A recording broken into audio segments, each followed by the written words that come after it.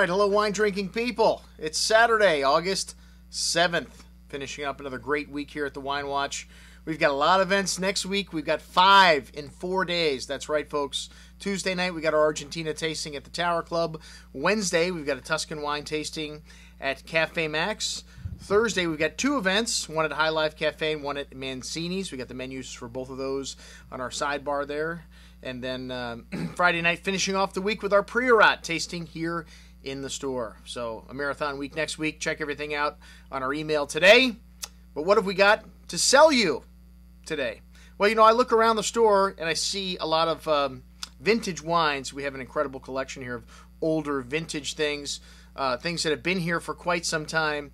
And what that means is, other than old Bordeaux's, really I don't raise the price on a lot of these old wines. A lot of them are cheaper than the current release of these wines. So great values, 15 years old right now, the 1995 vintage in particular, really starting to drink well. We happen to have quite a few things from Tuscany, a great vintage in 1995.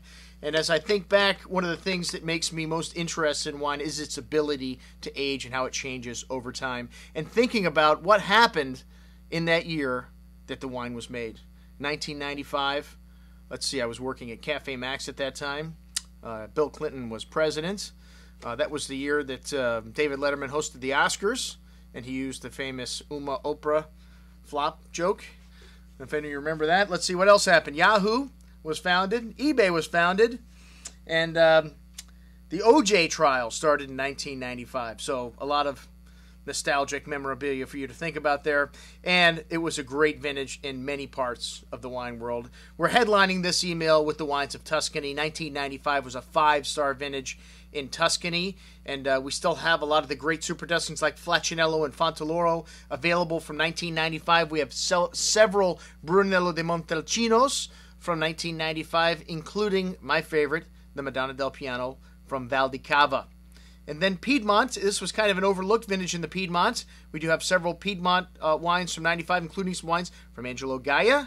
And 1996 through 2001 was so great. Like I said, people kind of forgot about 1995, which was a very good vintage, and drinking at or near its peak right now.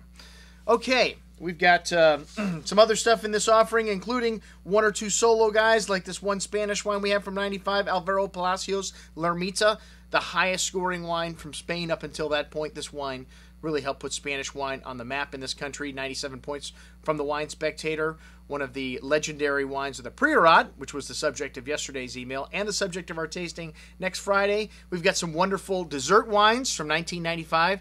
I think the Chateau Yquem is priced cheaper than the wholesale price of the half bottles of the 09 Futures of Yquem. So an incredible value if you look at what Yquem has come out at the last couple of years. I think we have the 05 listing at $900 on our website right now. Okay, and then another large gem here, this 1995 Beaucastel has just been hanging around here for quite some time. This is a wine that really took a while to come around, but today is really starting to show spectacularly. 95 points in the Wine Spectator, and a lot of other great stuff on this offer. Check it out, our 1995 vintage offer for you today. I'm your host, Andrew Lampasone, signing off for the Wine Watch, saying remember, always drink the good 1995 vintage wines first.